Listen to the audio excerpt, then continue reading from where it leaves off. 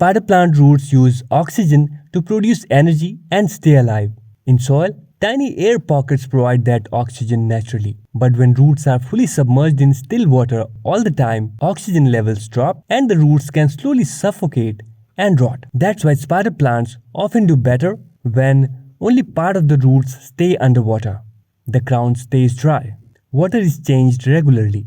The container allows some airflow. Water-grown spider plants behave completely differently. First, don't just pull the plant out of soil and dump it straight into water. That sudden transition shocks the roots badly. So here's the better method. Take the spider plant out gently, then wash away all the soil completely. And this part is important. Trim away dark, mushy, or thin, weak roots. Because soil roots and water roots are actually different. Soil roots are adapted to finding oxygen pockets in soil, but underwater, many of those roots slowly suffocate and die off. That's normal. Your plant will eventually grow new water roots that are thicker, whiter, and adapted for constant moisture. And during this transition period, many people panic because a few leaves turn yellow. But that's often just the plant rebuilding its root system. Now here's the biggest mistake people make with spider plants in water. They keep too much of the root system submerged. Spider plants naturally have thick, fleshy roots that store water and oxygen. If the entire crown and roots stay underwater constantly, the plant can literally suffocate. So instead, keep only the lower roots inside water. Let the upper root area and crown stay airy. That tiny oxygen zone changes everything. In fact, if you look at successful hydroponic growers, many intentionally leave air roots exposed because roots need oxygen for respiration, just like we do.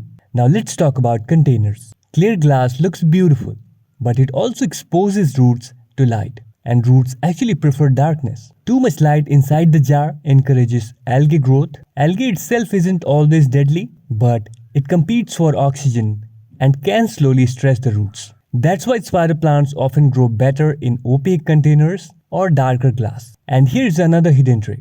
Don't replace all the water every single day. A completely sterile environment isn't always ideal. Healthy roots release beneficial compounds into the water. Constantly removing everything can stress the plant. Instead, top up water when needed and do a full water refresh every 7 to 10 days. Now, nutrition. This is where many water-grown spider plants slowly decline after a few months. Water alone has almost zero nutrients. So the plant survives at first using stored energy inside its thick roots, but eventually growth slows down.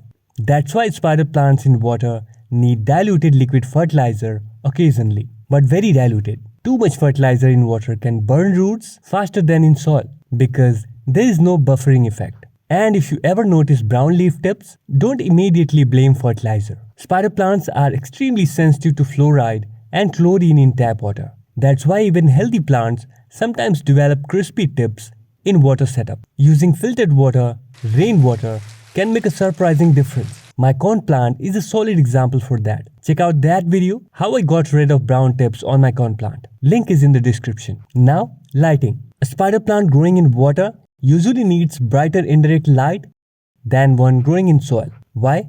Because water-grown plants have limited nutrient access, so they depend heavily on photosynthesis efficiency. But avoid strong afternoon sun hitting the container directly. The water can heat up quickly, and warm stagnant water holds less oxygen. That's one of the hidden reasons roots rot faster in summer. Once a spider plant fully adapts to water setup, something amazing happens. The roots often become brighter, thicker, and incredibly fast-growing. You can literally watch the plant responding to its environment in real time. And that's what makes growing spider plants in water so fascinating. Hope you liked the information. Give this video a thumbs up and subscribe for more houseplant care videos.